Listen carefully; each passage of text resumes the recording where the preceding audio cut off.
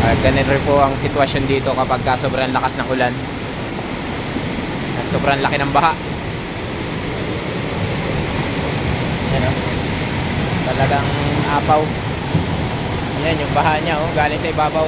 Kung kaya mas maganda siguro rin lagyan ng ring wrap dun sa taas para hindi na gumana rin ang sitwasyon, kasi napakadelikado sa blade.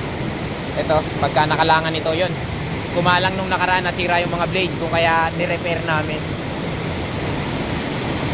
Tapos sa loob naman, yan baha na. Yan well, talagang napasok sa loob ang tubig.